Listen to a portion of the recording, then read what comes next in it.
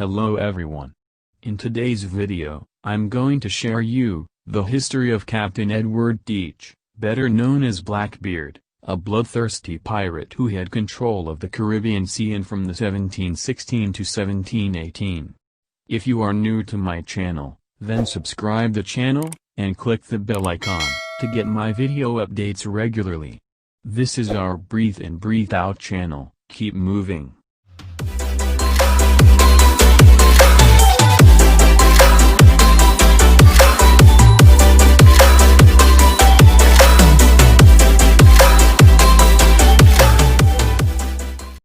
Now, let's see how Blackbeard lost his head in a bloody sword-swinging battle.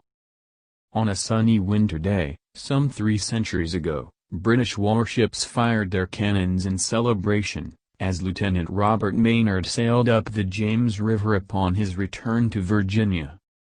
Any questions as to the success of his covert mission, to subdue one of history's most notorious pirates, were answered at the sight of the pungent trophy, dangling from the bowsprit of Maynard's ship, the severed, decomposing head of Edward Teach, better known as Blackbeard. It was only months earlier that Blackbeard had vowed to abandon his life as a sea bandit. Just weeks after striking fear throughout the American colonies by blockading Charleston, South Carolina, with his 4-ship flotilla in May 1718, the pirate traveled up the Atlantic coastline to the North Carolina capital of Bath, and pledged to give up his plunderous ways, while appealing to Governor Charles Eden for a king's pardon. No sooner had Eden granted the royal pardon than Blackbeard returned to his high seas treachery. Near Bermuda in August 1718, the pirate and his crew captured 2 French ships laden with cocoa and sugar. Returning to the North Carolina capital, Blackbeard claimed to have found one of the vessels abandoned at sea, and convinced Eden to declare it a wreck, effectively giving the pirate rights to its contents. The raid against Blackbeard lacked legal authority.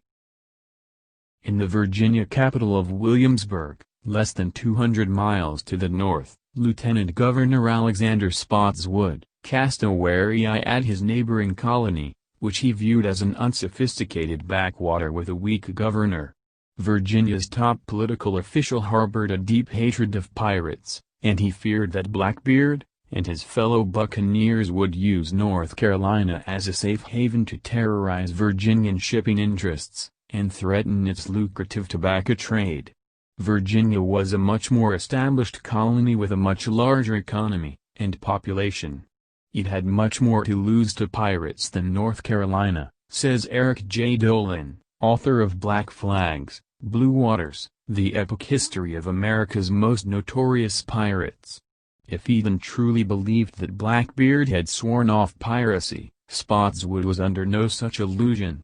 Although he lacked the legal authority, Spotswood decided to launch a raid that breached North Carolina's sovereignty to root out the pirate space on Ocracoke Island in the Outer Banks. Dolan says, many Virginians viewed North Carolina with condescension, and Blackbeard with great fear, which made it an easy calculation for Spotswood to launch a raid, and not worry about the repercussions. In addition to an overland expedition, Spotswood dispatched a British naval force under Maynard's command. At his own expense, the Virginian colonial leader hired 2 shallow draft vessels, the Ranger and the Jane, that could navigate the shallow waters of the Outer Banks, but were incapable of carrying cannons, which meant the British sailors would have to rely on their personal weapons. Believing Eden could be in Blackbeard's pocket, Spotswood did not alert the North Carolina governor, and he even kept the mission secret from his own colony's assembly. Blackbeard fell victim to a trap.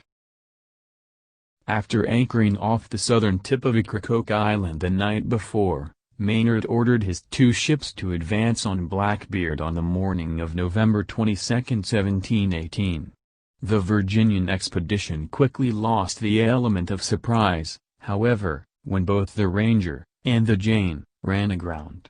Blackbeard attempted to make a run for it out of the channel, but the British managed to extricate the Jane, and pull within shouting distance of the pirates.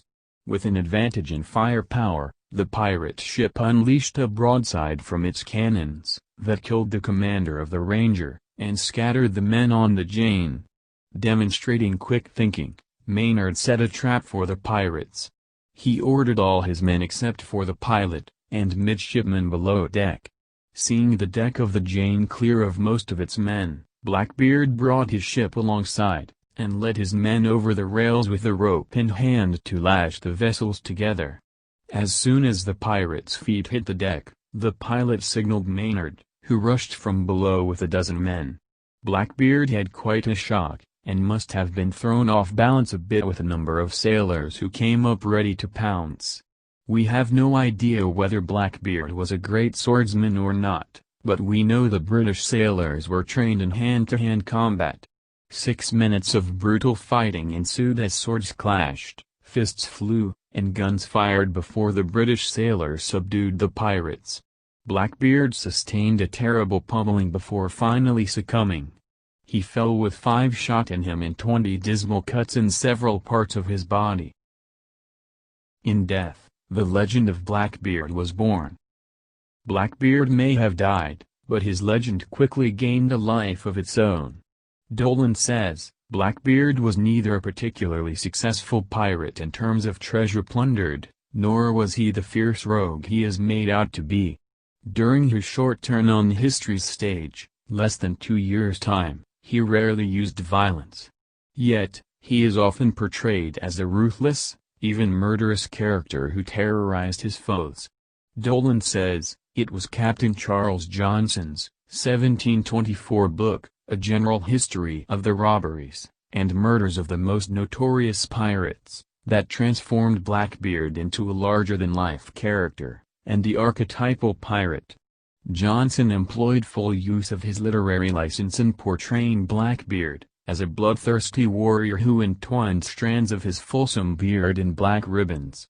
In Johnson's account, BlackBeard would enter battle with stuck lighted matches under his hat, which, appearing on each side of his face, his eyes naturally looking fierce and wild, made him altogether such a figure, that imagination cannot form an idea of a fury from hell to look more frightful.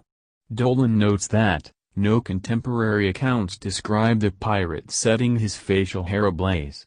Quite apart from the fact that this seems to be a particularly dangerous way of going into battle, even for a pirate who was intent on instilling fear in his victims, one would think that sailors who were captured by, or who fought BlackBeard might have, at the very least, noted flames shooting out from under his hat.